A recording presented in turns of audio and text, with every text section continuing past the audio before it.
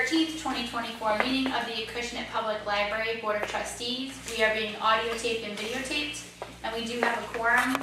Our first item on the agenda today is actually the executive session minutes from Wednesday, June 12th. We just need to look over those, and we need a motion to make those public. This has to do with the executive session when we were doing the yearly evaluation for Elizabeth, the library director, and we have since done that in open session last meeting.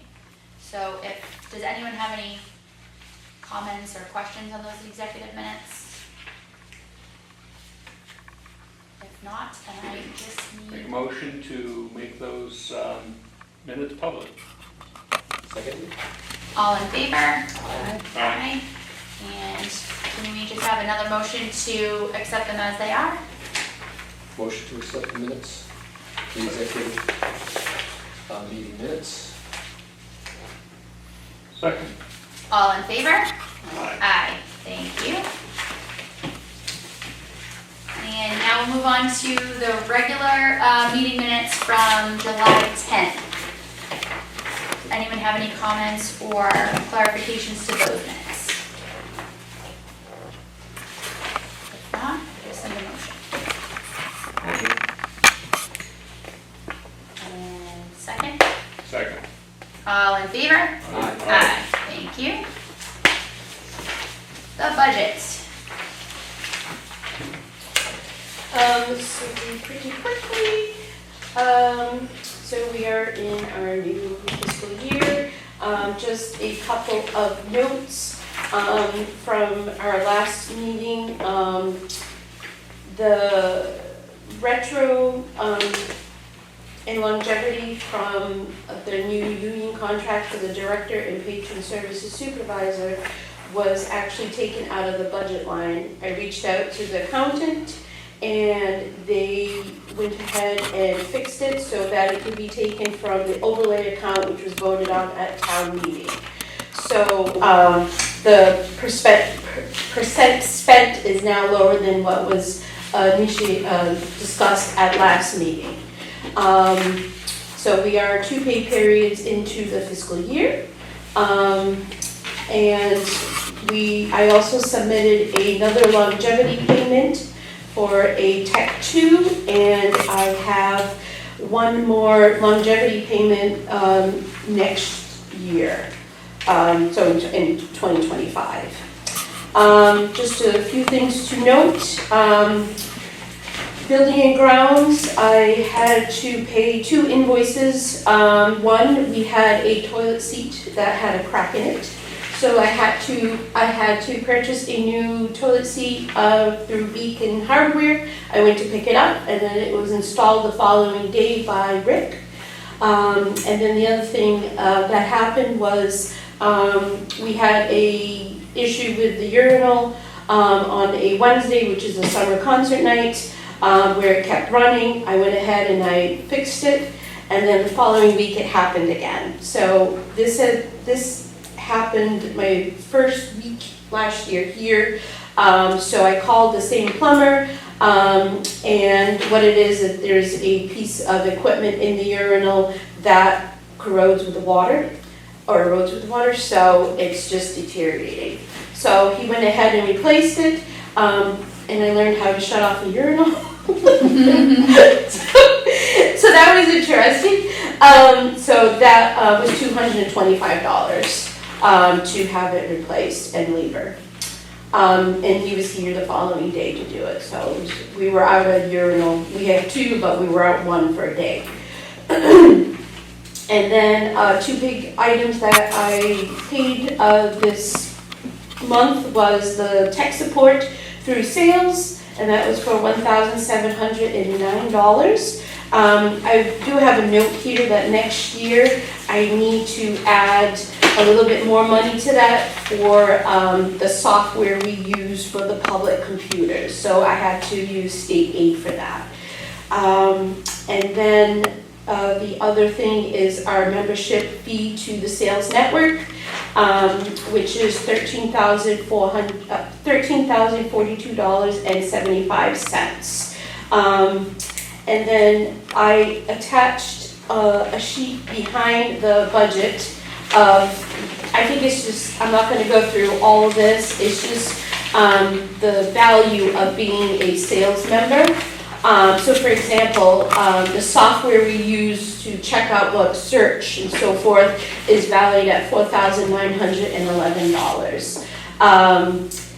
Borrowing titles through the network is valued at $72,000. So you can see how much, it's definitely less than what we pay for a membership, and just the value of it is extraordinary. And then on the back page, on the back side of this page, it has the value to the Massachusetts Library Board of Commissioners. So go ahead and read it on your own time. You don't have to go through each item, but it's just fascinating to see when you put dollar signs to something that I just see one blinking amount, but to see it broken down is just fascinating. Definitely worth being in the Oh, network, yes, for sure. yes, and that's why it's important To stay. to be a certified library. Is amazing. And very, very briefly, I believe the governor passed the library budget lines. I think it was a little bit more than what they were asking. I don't have the exact numbers, but that was good news. It was announced yesterday. And that's it for the budget. Any questions? This looks really good, getting down to the nitty gritty. Yes.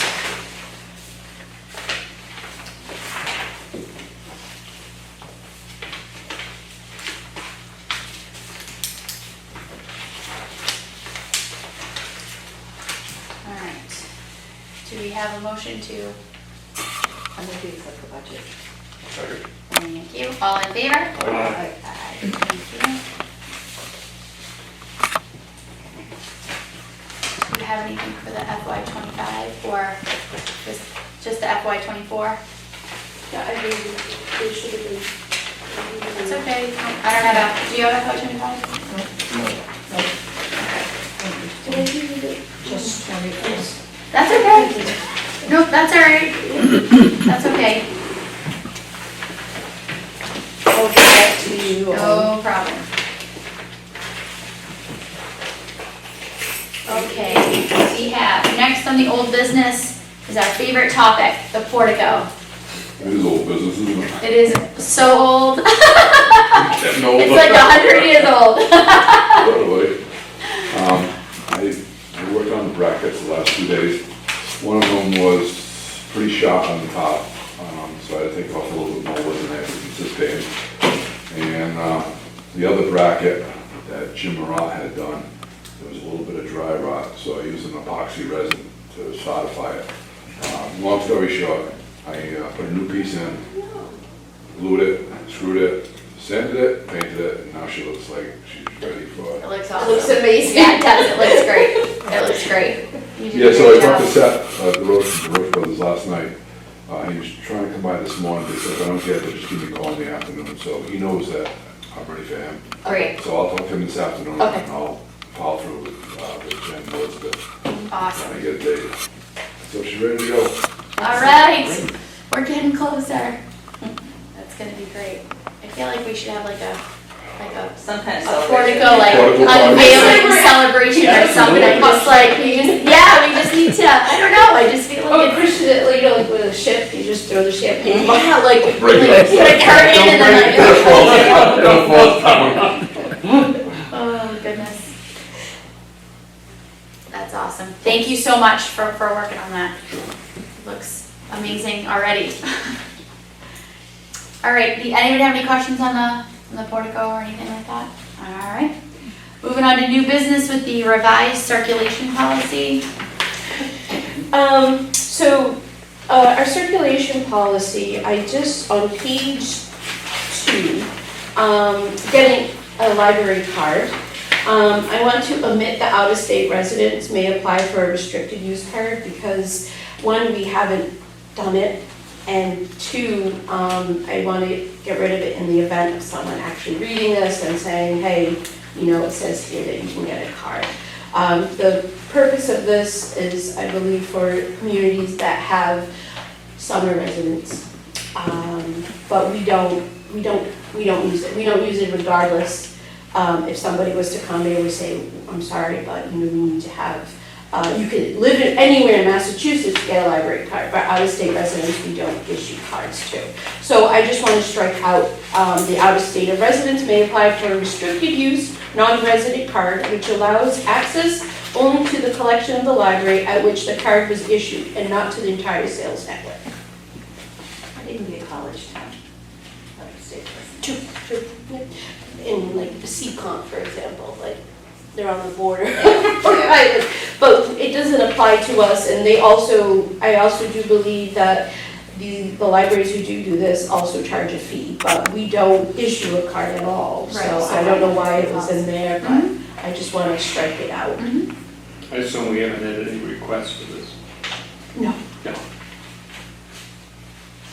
Anybody have any questions or comments?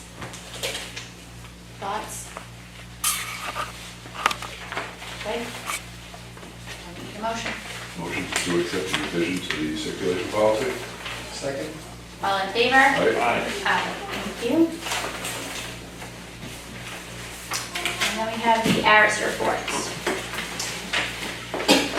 All right, so I completed the first section of applying for state aid, which is the ARIS report. I'm just gonna go over some items that came up that I found either interesting. This was like a 300-line survey, so we would be here all day. So just to note, our collection size, so this is physical materials. We added, after leading certain sections, we added roughly 407 items. So our total collection size for physical materials is 23,287. This is another thing that stood out was downloadable audio. So audiobooks there was a 10% increase. So we had 14,334 downloadable audios last fiscal year. One regarding circulation, so items being checked out. So physical items, we had a 1% decrease from last year to this year, but we did have a 2% increase from FY22. I'm gonna say that was due to, we didn't have story time for a while, we didn't have a lot of children's programming, so we missed a whole entire population of people coming into the library because we didn't offer those events due to a vacancy. Also on the topic of circulation, non-resident circ, so that's anyone who does not have an Acushnet library, it increased by 2%, and it increased by 8% from FY22. The use of electronic materials, so that would be ebooks, e-audio, you name it, anything electronic. There is a 15% increase from last year. That is a big one. And we definitely see that with Hoopla. We just had the highest circ, I think I said this a couple months ago, but we broke the record again, the highest amount of borrows in Hoopla. Our total collection use, so this includes physical and electronic, it is down slightly, so it's down 161 between FY23 and FY24. So this year our collection use, I should say, was 86,823, and then the previous FY was 86,984. The last thing I want to talk about is registered borrowers. we had a 16% increase in people borrowing from the libraries or registering for a library card.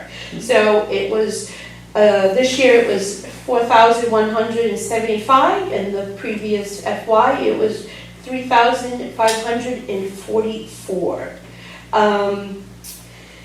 Those were some of the highlights of state aid. I am working on the financial side of state aid, so that survey will be done soon. Any questions about state ARIS reports?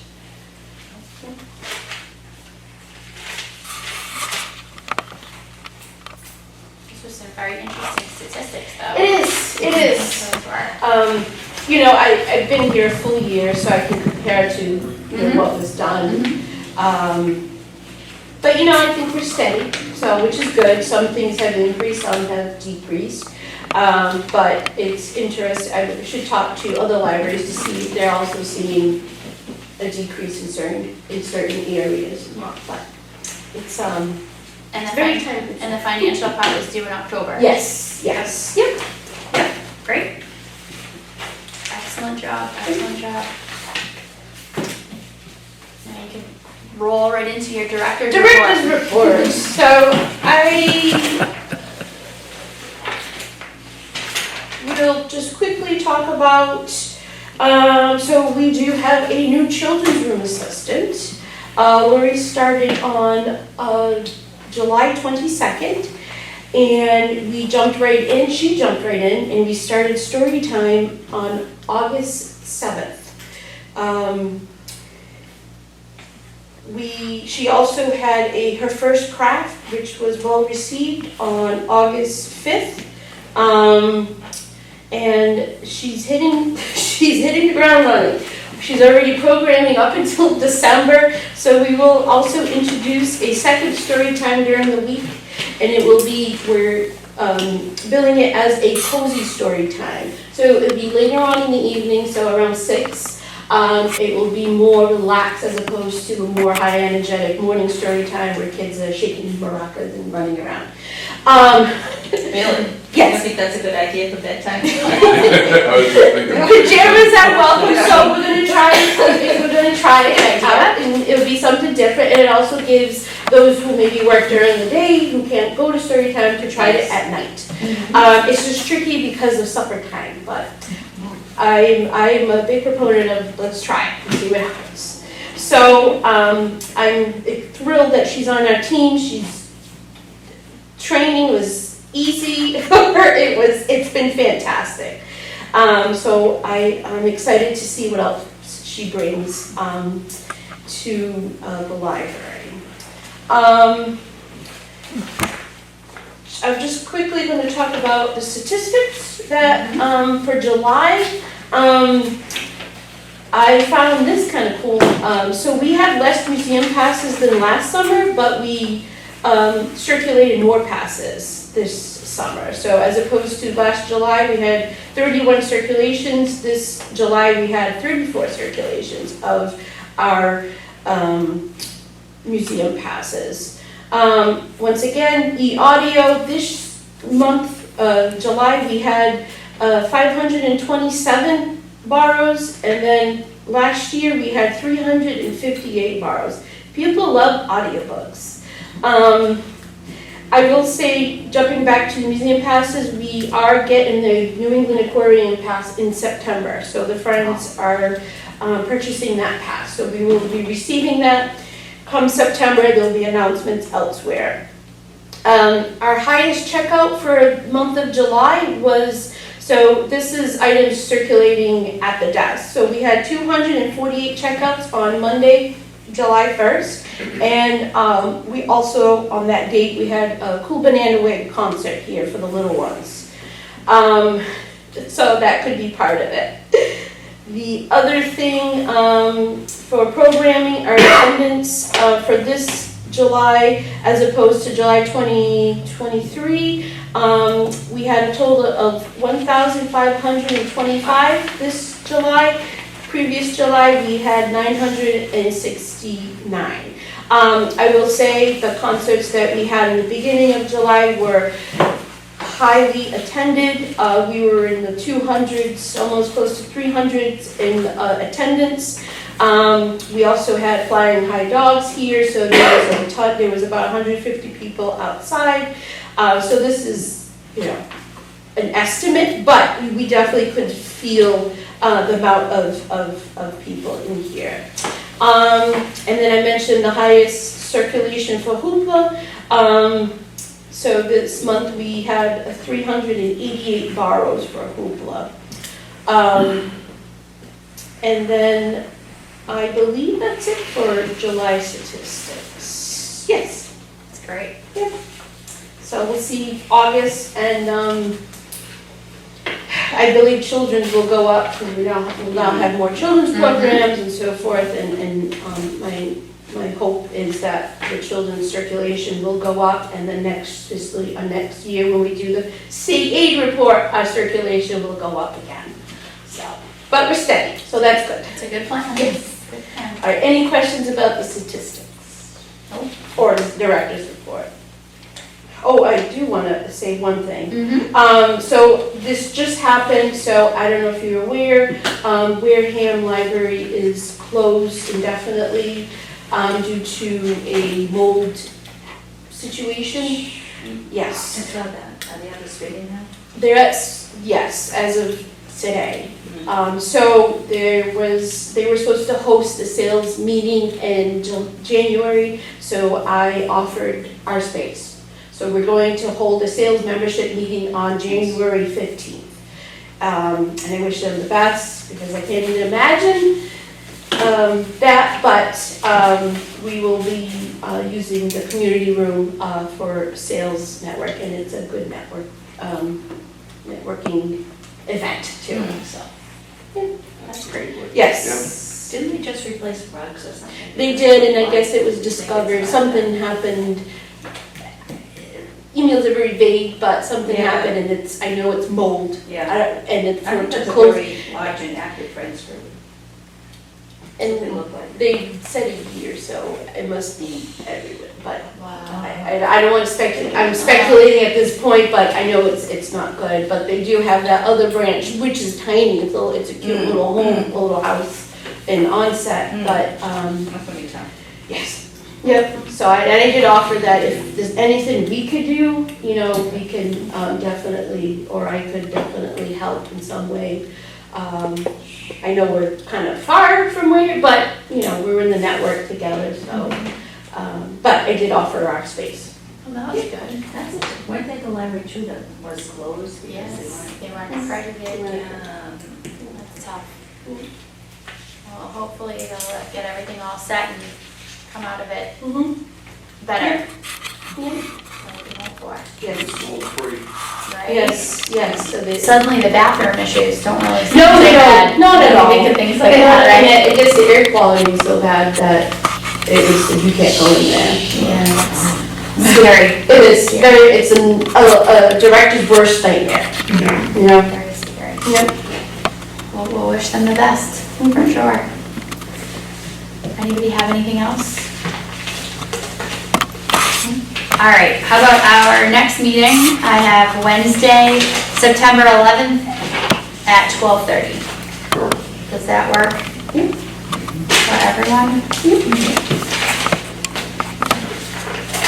Nancy, you're good. Steve? You're good. John, you're good. Annie, you're good. Jerry, good. Good, we're all good.